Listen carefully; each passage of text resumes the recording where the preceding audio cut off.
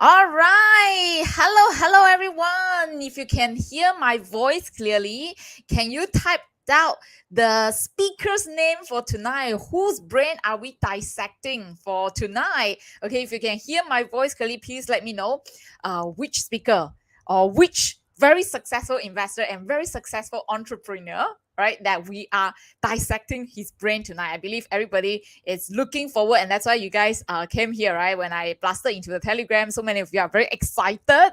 I'm super excited to really crack his brain as well, right? Because there's so many things I have learned from him over the years, right? Taught me to become a better investor, taught me to become a better business owner, and most importantly, taught me to become a better person as well. So yes, exactly, right? D saying that is Sean Xia, right? There you go. So without further ado, let's welcome Sean to be here. If you guys are excited, can you type CCC in the chat? Okay, CCC stands for clap for Sean. Hi, Sean. Hi, Sean. You are muted right Hi, now. Chloe. Hi, Chloe. Yeah, hi, everyone. So I'm here to let you dissect my brain.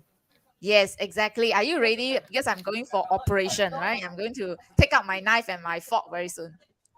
Hey, please go ahead. Not much left. I used quite a bit of my brain. So, does that sound correct? Yeah, I used a lot today. So left a very little. Just go ahead. But regardless, again, I'm pretty sure all of our audience here are like super excited. CCC, Benson is here. All right. So without further ado, okay, let us know, okay, while I am doing operation on Sean's brain on all of your behalf, if you have any questions that you want to ask Sean, feel free to also leave it in the chat, okay, so that, we can get to dissect Sean's brain together.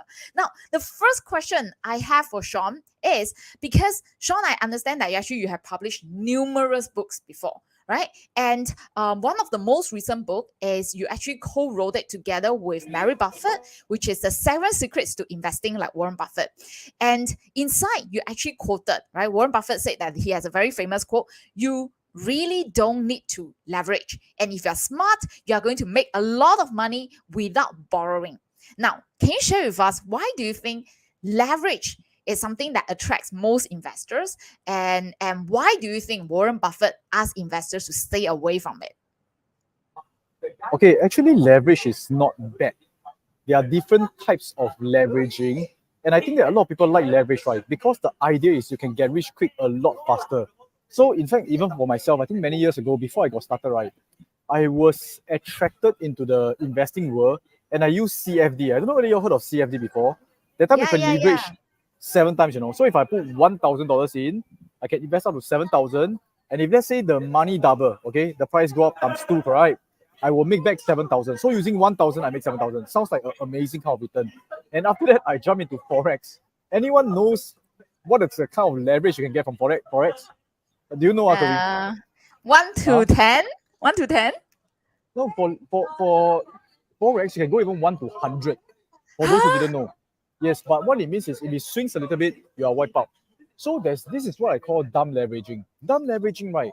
There's no advantage of you when you use the leverage. And by the way, in case you all didn't know, for almost every leverage tool that you use, people are lending you money. Or 1 is to 1,000. Yes, correct. Actually, Oh for my Forex, you gosh. can go to very, very high. There is always a cost to leveraging. When you're leveraging, you definitely have to pay interest. Example, CFD. In case you all didn't know, right, when I first used CFD, I put $1,000 in. Even Mm. if I invest $500, which I didn't use their money, correct? I Uh, use my money technically. That yeah. $500, there will be interest charge of 7% per year. So the whole thing is against you, you see. So I tell you, leveraging, people who give you leverage, they want something from you. You must understand, once you use leverage, you are already losing quite a lot already. So you must be superior and making sure that you can win within that time frame. I don't know whether you heard of the Wow. movie Big Shot. Have you heard of Big Yes, Shot? yes, yes. Yeah. The Big That Shot, right? movie, I In love fact, it. they actually borrowed money to short the market, Mm. and Yep. it was so stressful. Eventually, they were correct, but there are a lot of people, right? They short the Mm. market and they are correct, but they didn't have the holding power because every day is charging you interest. So, guys, Mm. leveraging is extremely stressful. I can know that some of you guys may be thinking, I just leverage one time, I hit my million, end of it, I don't play anymore. It never happens. Because if you leverage and you make money, I tell you, you'll be addicted, you'll try again. If you leverage and you lose money, you wipe out your account. So there's no good reason to leverage in this kind of leveraging ways. However, the smart way of leveraging, right? Let me tell you, Warren Buffett is a crazy leverager. You know how does he leverage? Anybody knows? How? Using options? He uses options is one way, but before options comes into play, he uses insurance company. The reason he invests into insurance company is not so much that they have superior earning powers, but they have this thing called a float. Can you see? Yep, So he yep. invests in a company so that he can take control of the company, use that company's money to invest. This is called smart leveraging. You know why? Because he's using money of other people whom he doesn't have to pay interest for. Can you see? There's superior way to leverage. Using options is a superior way to leverage because the downside is capped, but the upside is unlimited. So I'm not totally against leverage, but I think for beginners especially, leveraging is extremely dangerous. So what if like people who start their investment journey with very limited capital, if they want to make greater return, what can they do if they don't want to subject themselves to leveraging risk? Okay, when we say little capital, right, it depends on how much is it, right? But what I want to say is this: if you treat that $500 that you have or that $5,000 that you have like a $500 million portfolio, it will eventually become a 500 million portfolio. Now, what do I mean by that? Of course, I mean when we talk about the constraint of 500, it's a little bit difficult, right? But even with 500, right, you think about the kind of stocks you can buy. Maybe you can diversify into a few. I mean, the choices is limited, but the discipline that you build by really looking at what kind of stocks you can invest and train yourself to manage that 500, that 5,000 in a very, I would say, disciplined manner, right? It trains you to become a very solid investor. When Warren Buffett started investing, he only got a couple of thousands, but he treated them so seriously. Now it becomes more than 100 billion. So, as a small investor, when you're starting out with an initial capital, use that capital to master yourself, master your skills. Not so much of, I want to turn this 5,000 into 5 million within 1 year, you know. It's very unrealistic. And when you're unrealistic, that's where you become an unrealistic investor. And as an unrealistic and immature investor, your money can't grow. Okay? I mean, for those who can understand what I'm talking about, you all can type A for agree or things like that. Yeah. Yeah, I totally can relate to what you're saying. When we are trying to get rich fast, that's where most dangers lie, right? That's where we make silly mistake, dumb mistake, and end up wiping out our entire portfolio. But if you treat our money with discipline, with care, that's where our money will grow over time. All right. And so many of our audience agree as well. Now, like using the same question, following the same line, right? Like in the past, when how Buffett invests, he was pretty much influenced by Benjamin Graham, which is focusing a lot on undervalued stock using value investing, PB ratio, P ratio, right? He buy low P and low PB stocks. But do you think if today, right, which Warren Buffett, he continued to evolve over time as well. Right now, he's focusing on like buying great businesses. So do you think if Warren Buffett were to kind of like restarted, right, start today, right, using his investing method, do you think he will pivot instead of focusing on low PB, low PE? Will he change his way of investing? Okay, I can't really speak for Warren Buffett, you see, but we must understand the history of what happened. Initially, when he first started learning investing, he learned from Benjamin Graham, whom one of his main method is called the net method. The Graham formula is the 2/3 of the net asset value. Okay, so what it means is you want to buy a company really cheap based on the asset value. And at that point in time, right, what Benjamin Graham taught him was that when you invest into stocks, you look at them as a business. How much will you pay for this business? So I mean, when you look at a business, there are a few things that you can look at. Number one is what kind of assets they have. You talk about banks, they have a lot of cash inside. Of course, it belongs to the customers, right? But in the end, after returning to the customers, whatever amount they have, it belongs to the shareholders. So he said, if this is the amount that belongs to the shareholders, I can buy it at this share price. There is a particular discount, a margin of safety, and therefore it is a good idea to buy this business. I mean, wouldn't you all want to buy a? Let's say I sell you a piggy bank. Inside the piggy bank, there's 1 million, and I sell you for 700,000. You don't want to buy, man? It's like this is a concept, right? Yeah. Now, eventually, he made his millions through that. Then he found Charlie Munger, who influenced him to think like Philip Fisher. Philip Fisher looks at businesses, same thing, stocks as businesses, but he looks at growth potential. He said that, well, the business you can buy just based on asset. But if the business, right, they can grow. Example, if you invest in Amazon in the early stage and it grew, you invest in Alibaba and it grew, well, imagine how much more money you get. So instead of buying at a cheap price, buy a wonderful business at a fair price. I don't know whether you all heard of this term before. Last time is to buy undervalue, then wonderful business at a fair price. You don't need to buy it cheap, you buy it fair. So that means, right, you don't have to buy below PB and stuff like that. And when it grows, right, that's where your wealth will times 10 times 100. So if he knows all this and he goes all the way back, you're saying go all the way back, is it? Or he start right now? Yeah, if you start If right you- now. If you start right now, right, I got a strong feeling it is very difficult to find undervalue based on the initial model where it is below CNAV. The reason is this: there is a lot more participants in the stock market. So by pure virtue, when a lot of people are in the stock market, the general stock market PE and PB has risen over the years. In case you all didn't notice now, okay? So last time you can find what PE ratio 3 or 4 and PB ratio below 1, but now it is almost impossible to find, even with the tools that you have, You have all the screeners and stuff like that, but it's not so easy to find. I see. So that's why right now, if we were to, as a beginner, like a lot of our audience here, maybe they have been starting to invest. Your advice will be actually focusing on buying great businesses rather than buying cheap businesses. Is that what you mean? The best case scenario is to buy great businesses at a cheap price, right? But we have to be realistic about it, you see.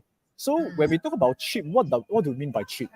So you must understand, the basis of value investing is to buy companies that is below value. There are two ways to think of it. One is the company asset is like this, and you buy it here. So there's a certain value proposition you capture, right? Another way to think about it is the company is right here. In the future, it will grow in value. So as compared to the future, it is undervalued now. So you compare to the future value. I think right now, both still works.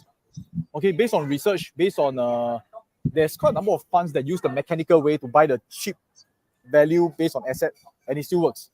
But I think a lot have shown that the superior way of like looking at future growth, it is a lot more better, future value, which is what they call growth investing. So, but it's just terminology. The whole idea is to buy businesses that will make you money. In fact, I think what Sean is talking about, one of the valuation method based on growth investing is PEG, right? Which is you compare the growth rate to the PE ratio of the business, which is actually a method developed by Peter Lynch, a very great fund manager with 23% compounded year-on-year return for for 10 years. So this is something that we teach in our 2-day Buffett online school as well. Yeah, if I'm not wrong, it's 32. It is 32%. If I'm not wrong, 32%. Oh my gosh! Yeah, if I'm not wrong, I can go and check.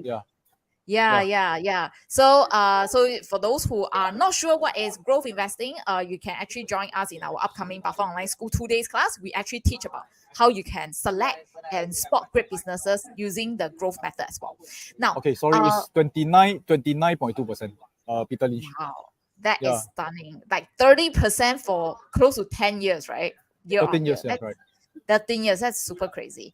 Yeah, so using growth method, it works. Now, if we are talking about buying businesses, right? But eventually, when we buy, how do we profit? Especially talk about growth is we need to sell away our stocks, right? Sell away our business. So in your book, you and Mary actually had some very interesting point about portfolio management. And one area that I always found very intriguing is when to exit, right? When to sell our stocks. So if you are talking about like overvalue, right? Some of people may think that, maybe that's a right rationale to sell. But if you look back to Warren Buffett in his own idea, his career, he had been holding out Coca-Cola for so many years, right? Sometimes in some of the years, PE ratio of Coca-Cola was above 40, which is actually overvalued, but he did not sell. Right. So when is a good time to sell then? Or do you think that it's never a good time to sell? Okay. When we talk about selling a particular stock, right, it is all based on, in my opinion, the reasons you buy. So you buy a company for 2 reasons, right? It is a wonderful business that can grow. Number 2, it is priced correctly. So I think a way to guide our selling is when the buying reasons no longer exist. What do I mean by that? Okay, so if let's say you believe that this company is no longer a wonderful business, I think it's time to sell. And maybe, okay, when I say it's not a wonderful business, maybe when you buy a business, it was at the startup stage, it was growing, so it's wonderful because it has growth. It has hit a particular plateau. You feel that, well, it cannot grow anymore. Myself, I pull my money and then put it somewhere else. It's always like allocation of funds. Where can you best put your money, right? Now, in the idea of Coca-Cola, now again, it is on high side, right? P ratio of 44. In my opinion, I don't think PE is always the best way to evaluate a company. But assuming that Warren Buffett, he definitely is aware that this company is at a certain valuation. The reason why he doesn't sell, in my opinion, he still thinks that at that point in time, it's still a good business, and at that point in time, it is still at a fair price. Fair price meaning to say, although it's P44, but in the future, 2, 3, 4, 5 years later, it will be even higher in terms of the market capitalization in the kind of revenue. That's my opinion. Or maybe he was on a holiday and he forgot about it. I don't know, you see. So when we talk about when to sell, right, I think the best way is to think about it. Where is my money at the best place? Understand? So you see, whatever money that you have, you are placing it into different stocks. Is it still in the best place? If you sell the stock, where can you put it? If you put it in the bank, is it better than still putting it in the stock? So you must compare it. Or if you find an even better opportunity, you can pull it out and put it somewhere else. So this is the way to think about allocating your finances. To try to time the market to say, oh, it's overvalued, it's going to crash. This is something that over the years, we also realized that, well, you may get it right half the time, you may get it wrong half the time. So if you have better place to put your money, go ahead and put there. Correct. So it's always about really not just looking at individual stocks, but looking at it holistically. How can we use our assets wisely, right? So that we can always optimize as a whole portfolio rather than individual stock. Is that what you mean? Yes, that's right. I see. And in fact, some of our audience are saying that all great businesses are overvalued right now. Very hard to find really wonderful business at a fair price. Maybe later, I can also get Sean to share. How do you find stock ideas, right? Like, because like businesses are always evolving. What are some of the tools that you can share with us, right? So, but before we go into that, another questions I have is, like for Warren Buffett, right? He used to say this, right? I think I could make you 50% a year using $1 million. Now we know that Buffett now have $100 billion in cash, right? But if he only have $1 million, he's confident that he's able to make 50% year on year, which I think is super amazing. So why do you think Warren Buffett said that? Like, on what basis do you think that he can accomplish this kind of amazing return? Okay, I cannot remember exactly when he said that. I think it's 2003, okay, or somewhere around there. Basically, it is based on track records.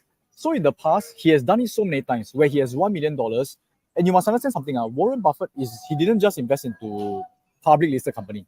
In case you all didn't realize that. He invested into, like, let's say, Nebraska Furniture Mart.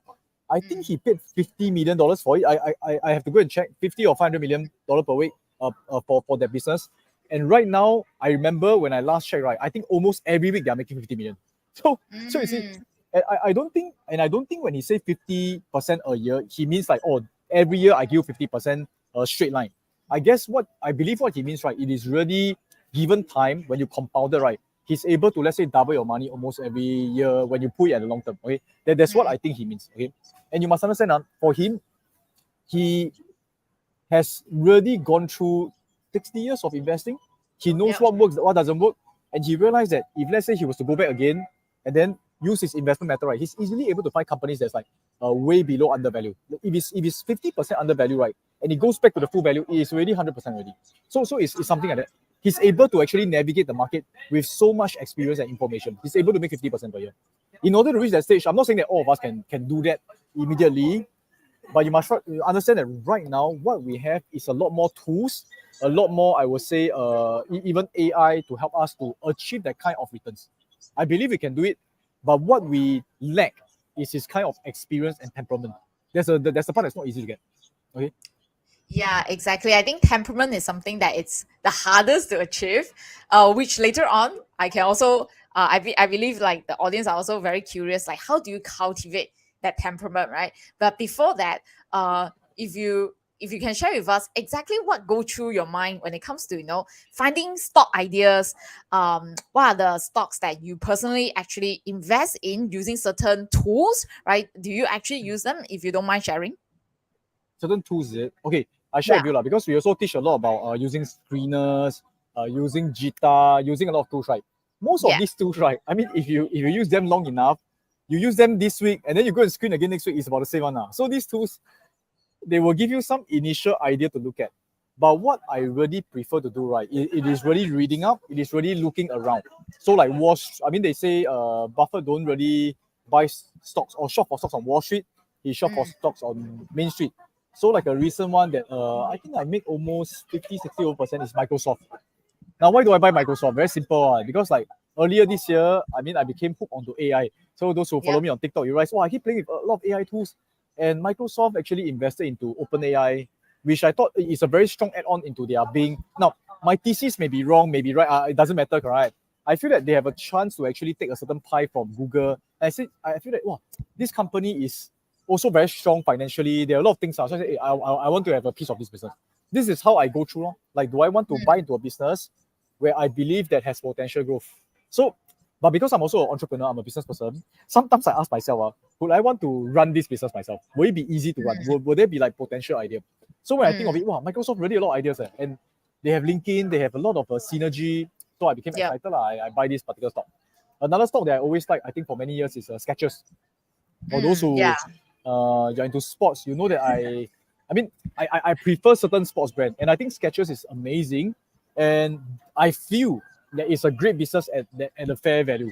Okay, why do I do that, right? Maybe I just, you want me to share something? Like yes. Are you able to share screen? I can actually let your share screen pop up. Let me see whether I can share the screen. Okay, let me show you my train of thoughts. Okay. Sure. Okay. So in the meantime, if you have any questions, feel free to type it in the chat. Your screen is being shared right now. Okay. So, by the way, I first got into Skechers because my cousin bought me a Skechers shoes and said, "Wow, it's very comfortable. You wear this." After that, I realized that the joke is Skechers is for older people with a knee problem lah. But doesn't matter. So Skechers is a sports shoe, correct? Yeah. Now let me show you what I think. Okay, this is the way that I think. So that time when I look at Skechers, that time when I first bought Skechers, right, it was at a 5 billion market cap. 5 billion. So the whole entire Skechers, based on how much they're making, you buy over the whole company, you only need 5 billion. Okay, when I say you only need 5 billion, doesn't mean I have 5 billion. Wait.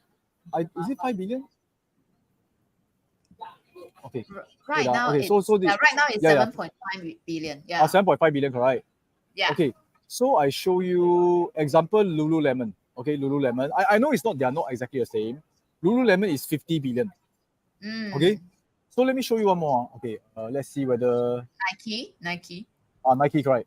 I was comparing it to Nike, and I know that I'm not saying that you will win Nike. I'm not saying that, okay, guys. But let me show you what I saw from Nike. Okay. So from Nike, let me go to quotes. Yeah, you're comparing the market cap, right? The size, how much can it grow? So you see, Nike is 148 billion. It's also in athletic shoes and stuff like that.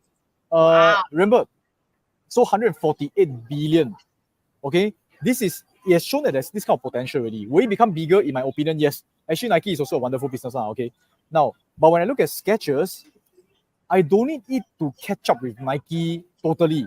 But what if it just double? I will double my money already, correct? And I think that it has already proven that there is a more than 100, 200, 300 over billion in total addressable market. And Skechers, in my opinion, is a wonderful business at a fair price. Why fair price? Because it's still very cheap and small. That's my train of thought. I'm buying a business that I think can grow. Does it make sense? Yeah. Yeah, I think like sometimes investing can be so simple, right? So simple that I think people don't actually see how simple it can get, right? Like a lot of people out there want to do a lot of analysis until they paralyze. Then probably they still don't have the courage to start investing. But I think your way of thinking just now, this train of thought is really simple, right? How many of you feel that it's actually very simple? If you think so, can you type S in the chat? So so is that how you analyze for most of the stocks in your portfolio, that you actually keep it simple and you don't look at any other thing like technical analysis or whatsoever at all? I mean, over the years it became simpler. Initially, I always feel that the more homework I do, the more I deserve to be correct. Okay, so that's where I will go and add in a lot of technical analysis. I will do 5 different valuation methods. I will go and study all sorts of things. In the end, it's so difficult to find any stocks because I'm finding stocks that meets every indicator. And even when we talk about every indicator, right, it becomes very, I find it becomes very painful. Okay, why? When I do technical analysis and I like this stock, it always seems to look like uptrend. But when my friend look at it, they say, hey, no, the trend is wrong. So a lot of things become subjective. So, okay, maybe I share with you, right? I feel that keeping it simple is one of the best way. And maybe I share with you one more thing. This is my son's portfolio, okay? Oh, wow. Okay, now picking into Sean's son's brain. Okay, not say a lot lah, okay. So I show you. Hey, can you see? Yeah. Can see So this one last year Christmas, it's my name lah, but I mean it is his portfolio because I buy for him. So I asked him what does he want. I think I set aside $1,000 to buy him presents, and he told me okay, he want to buy shares. So I asked him what shares does he want to buy. So he actually bought 3 shares. Let me show you guys these 3 shares. Anybody know why he buy these 3 shares? I never look at valuation, nothing. He wants to buy, just buy lah. Okay, the first share is Alphabet. The reason is because he used a lot of YouTube. He said I use a lot of YouTube. I think can make money. That's it. Next one, Netflix. He said, I see you always watch Netflix. Let's buy Netflix. And last one, Disney. I think he said that he likes Disney. That's all. No valuation, nothing. Did he do very well? Okay, not say super good, but you can see here. About 10%, right? 10% return in total. Wow, some of the stock went up 50% already. 50%. Okay, Disney is now negative, but well, you can see the overall make money already. No big deal, right? Okay, so mix around I think 40% already from 1,000 to 100. Very simple. Wow. Sometimes don't need to be so overcomplicated. And just now I think your son, because his pocket money also pretty small, right? And that's why he was started with 1,000 plus. But the same concept can be applied to $10,000 portfolio, $100,000 portfolio, and of course your portfolio size grow bigger as you True. gain more. Then that 40 to 50% is a lot more substantial. Instead of a few $100, now it's like 40K, 500K. Correct. Yeah. So wow, it was a Christmas present, so it was $1,000. But of course, if it's 10,000, I'll ask him to choose 10 stocks. Because it's only 1,000, I say, hey, you choose 3 Then we see how. That's it okay. I see. Okay. So so if you don't mind sharing a little bit more about your portfolio allocation, right? Because I always see that you advise our students to diversify into like 10 to 15 stocks. So what is your advice? Like, let's say just now you talk about less than 1,000 or 3 stocks or 5 stocks. But if it's more than how much, then you have more choices. So what's your advice for that? Okay, I tell you what. Different investors have different ways of doing portfolio management. Like I think people will quote Charlie Munger, who only got 3 or 4 stocks, but you must understand one of his biggest stocks is Berkshire Hathaway, which has like how many 50 over companies? 50 over stocks and then private companies as well. Yeah, 40 over stocks plus I think another 20, 30 over companies. So it's very well diversified. So I haven't seen a investor who doesn't have a diversification. But the thing is when you diversify, you don't diversify for the sake of like anyhow buy, form a rojak portfolio which doesn't make sense. Okay, you must understand each and every single business that you buy. Remember every time you allocate money, you're saying that okay, I park my money there, I believe that it's working well for me. You get what I'm trying to say, right? Now, eventually how many stocks you want to own, whether you want to own like 3 ETF, 1 ETF plus 1 Berkshire, 2 stocks only but inside there's a lot of stocks. How you want to do it is really up to you eventually. But from a beginning, for the first 3 to 5 years, right, I suggest 15 to 20 stocks. Reason being, right, you need to survive long enough to figure out what's happening. A lot of people, when they started investing, they may have the unrealistic expectation. I'm going to buy this stock because wow, Warren Buffett bought it, it's so good. Throw all your money in, and who knows that particular stock is the one that didn't do well. So you have to really spread your eggs and allow a few of them to break. Allow 3 to 4 or even 5 out of 10 eggs to break. Then eventually you are going to choose more stocks with lesser breaking eggs. Then you become better and better. The first 1 to 5 years is to train yourself. So diversification is important. If you only buy 1 stock, you only do 1 homework. If you buy 10 stocks, right, you're putting in the effort to think about 10 different things and to manage it. It's really training of yourself. Okay. So this is what I really think. I see.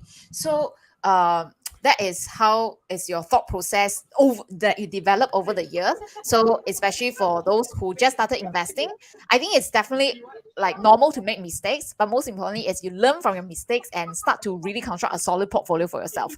Now, talking about investing as a journey, right? I think like what you said, some of the biggest and the most challenging thing people face is managing emotions. So how do you actually manage your emotions well?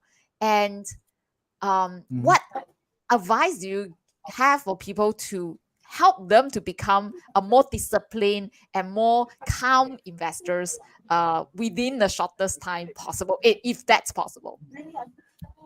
I don't have a straight answer to that, but I think that the less detached, the less attached you are to the results, the easier it is. So let's say you are not very attached to the result. Okay, I win or lose, doesn't matter. So if let's say you're only investing, let's say $5, right? Oh the heck, lose, right? And somehow, usually, if you go with that kind of mindset, you make better decisions. You know what I'm saying? When it's too, so you may be a very good surgeon, correct? But when let's say the person you are doing a surgery on is someone that you love a lot, and you cannot afford to make mistakes, right? That's where you make the most mistakes. So this is something I need to say. Now, how to actually reach that kind of stage, right? It takes time. So initially, you must put inside a certain amount of money that you can afford to lose, but it's not so easy until it doesn't feel any pain. So if let's say set a certain amount that you can tolerate, if I lose, let's say 500, so be it. If I can lose 1,000, so be it. You can think about it like, okay, maybe, example, I also spend $1,000 on a laptop. Myself, I don't buy the laptop. I take that $1,000, go and put inside the stock market. If it grows, I can have more laptop. If not, I take it as I lose one laptop. So you must have the kind of mindset. Or maybe I remember there was this particular book I read. It's called The Latte Factor. So I think it's this guy called David Butch or something like that. He mentioned that when he looked through his clients, I would say his clients' financial statements, correct? He realized a lot of them, right, like to spend money on latte. Okay, I'm not against latte, I also buy coffee. But he says that, hey, do you really need to buy such an expensive Starbucks, So he said, if you don't buy Starbucks every single day, how much you can make? So cut the Starbucks, take the money, throw inside stock market. The most you lose is the latte money, that's all, which you are going to drink anyway. And after you drink, you're going to go to the toilet and it's going to go down the toilet bowl, right? So things that it's going to go down the toilet bowl, find these pockets of lattes. Okay, in the end, sometimes when you go and search every month, you can easily save a few $100s, which you don't really need to. Go and cancel that. I want to say Netflix subscription now. But my son is invested into Netflix. So after that, hopefully you all continue. Okay. So but whatever you don't need, you go and save, then take the money, you say that initially I'm going to spend this anyway. Just go and try my skills, or okay, I don't want to say try my luck, but that's buying some assets in the stock market. With that kind of mindset, it's easier. If you go and like liquidate all your insurance and put all the money in the stock market as a beginner, you can't take it. You'll be a lot of emotional stress. Right. So start with small money. It's just like weights, right? The motion is the same, Like you just push the bench press, but a 10 kg versus a 100 kg is the same motion, but with different strength. Your emotional strength is also different. You start small and progressive. It's very important. Okay. Yeah, and I think later on, I would like to continue to this question, talk about cash management, right? How much cash do you actually allocate to have that peace of mind, right? Because I believe like a lot of your assets are heavily invested in the stock market as well, right? So what is your cash allocation? But in the meantime, somebody's asking, please tell us a little bit more about the Sean's Wealth Lab. So for those who are not aware, Sean, Sean, if you don't mind, can you share a little bit about your Wealth Lab? You mean the Telegram group, right? Now we're all shifting to Next Level Academy. So I'm going to actually. Okay, by the way, guys, if you all see anybody like messaging you on Telegram anywhere, right? I do not do any DMs. I will not ask you to put money into crypto trading. I have nothing against crypto trading, but I'm not going to ask you to do that. So if you find anybody asking you to do that, please immediately report and shut the account down. Okay, maybe one day I go crazy and ask you to do that. Please shut me down. Okay, I'm not going to ask you to do that. So my Wealth Lab is a Telegram group, but now I'm shifting all to Next Level Academy to build it together, because I find that it's a lot easier, just like investing, just like fitness, it's a lot easier to do things together.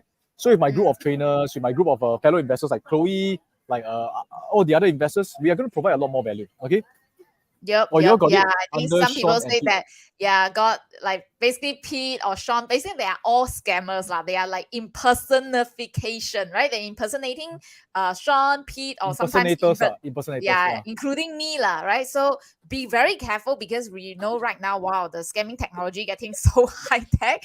Some of our followers did get scammed before. I hope nobody will ever have to suffer the kind of losses again. So please make sure, do your due diligence, making sure that you are not talking to random strangers, who say that, invest in certain crypto coin and you're gonna make a lot of money. Okay, don't place your hope on that. I think very importantly is you learn how to invest for yourself as well. All right, thank you so much. I think I will get that as well. So Sean, if you can share a little bit more about your cash management, right?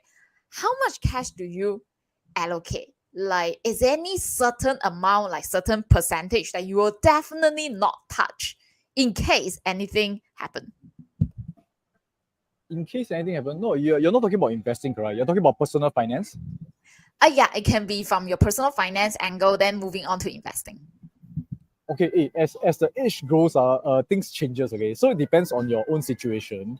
But for me, last time I used to have like 3 to 6 months of liquid cash. Now I have maybe up to 2 years of liquid cash. Why don't I put them into investing, correct? Because I can tell you, nothing is totally 100% predictable.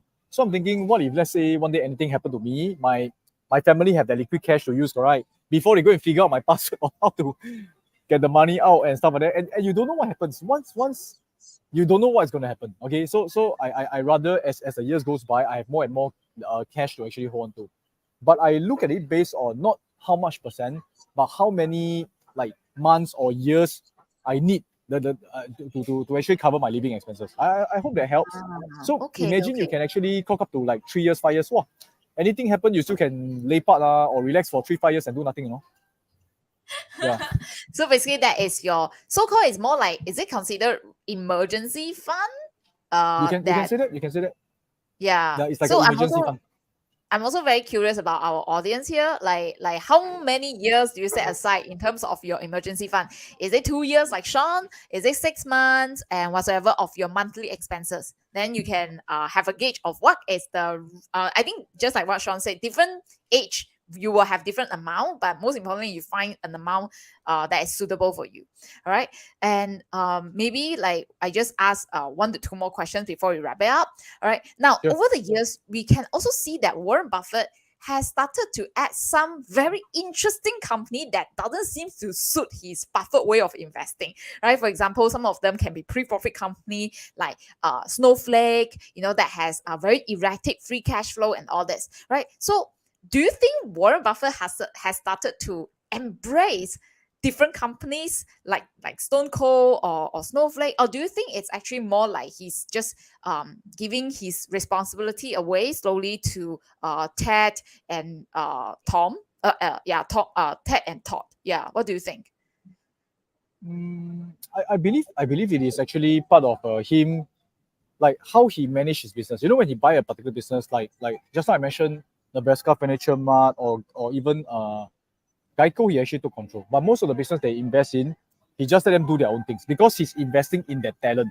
He's investing in the human. You see, I believe that when he get his 2 lieutenant, top and com, right? So he believes that okay, I'm going to set aside a certain allocation for you. You do your stuff. I think that's the wisdom that he has. He knows that he is. I think he's really very smart. But I think he knows that there are people who also are smart in certain areas that he can invest into them. He doesn't know how to probably he doesn't know how to create Coca-Cola, right? But he knows that it's a Yeah, good business. He invest in them. He let them run. He don't suddenly say, I want a particular brand of yeah, Coke that is linked to Warren Buffett. Okay, he doesn't say that. Okay. yeah, yeah. So that's what I believe. Yeah. So he has a lot of trust in the people that he's grooming, right? And then he doesn't micromanage. And actually, that's how over the years, so many businesses that he acquired, right, over time continue to flourish because he never micromanage. He just believe in the management team, and they will continue to do their best. And indeed, they have done their best. I think it is his. He also take affordable loss. He don't go and put all the money into them, right? Like he give them a few billion, it's like nothing. It's less than 1%. All right. Okay. So I think we are almost coming to an end. Maybe before we wrap up this whole dissecting your brains interview, do you have any advice that you want to give to investors to help us to become a better investor over time? Actually, I think Chloe, you have mentioned the key thing about when you talk about advice. The key advice is to aim to become a better investor over time. Now, how do you know you're a better investor? Is when you start to make better investment decision. When you make better investment decision, the funny thing is this: you may not always win. Okay, so when you buy a particular stock based on your analysis, based on your valuation, you buy, something happened, the government shut it down. Is it your fault? The answer is no, because you can never forecast a particular scenario like that, right? If you go Yep. back and take a look, can I improve in it? Answer is no, because I mean, if the answer is no, means that there's really nothing you can learn from it. It shows that you have made a very ideal investment decision already. But most of the time, when we look back, right, there's certain things we can improve on. Oh, we should have read the white paper. We should have thought about the political risk. All these things. So as you learn from each mistake, you become a better investor. You make better investment decision. Ultimately, you will make lesser mistakes and better investment decisions with better returns. That's how your wealth grows. So that's the advice that you give. How should we become better investors? In fact, the key thing of becoming better investors is to want to become better investor rather than want to make money fast. Does it make sense? Wow, It's like that's a a lot mouthful, of right? wisdom. Yeah, but I think there's a lot of wisdom behind that, right? Like when your intention, when your focus is on doing the right thing, over time you will go to the right direction, right? And I hope everybody can learn from this very simple. I think once again it's very simple wisdom, but it carries a lot of weight and a lot of insights as well. And Moon Sing is clap for you already. It's how many of you find that today's sharing is very useful, right? And it's very simple, but at the end of the day, it's the most, I think, wise words that you can ever find, right, in your investing journey. So can everybody type CCC for Sean? And in the meantime, okay, for this weekend, actually we have our upcoming 2-day Buffett online school class, which is teaching you how to find great businesses, right? Because just like what Sean said, right, over time we need to make sure we keep on picking the great businesses and of course buy them at a good price as well. So this is what we're going to teach you, and this 2 days class is completely free of charge. So all you need to do, if you want to register, you just rebrand.ly/BOSMBA free. Yeah, so this is the link to join us, rebrand.ly/BOSMBA free, and then we'll teach you everything to learn Buffett way of value investing. So if you have not joined our Telegram yet, then you can also join us inside our BOS Telegram, our Next Level Telegram, which I believe a lot of you are already inside, right? Because we share a lot of insights over there as well. Right. So I can see a lot of people are super happy to learn from you, Sean. Continue to come back, okay, so that we can give more valuable insights to them as well. All right.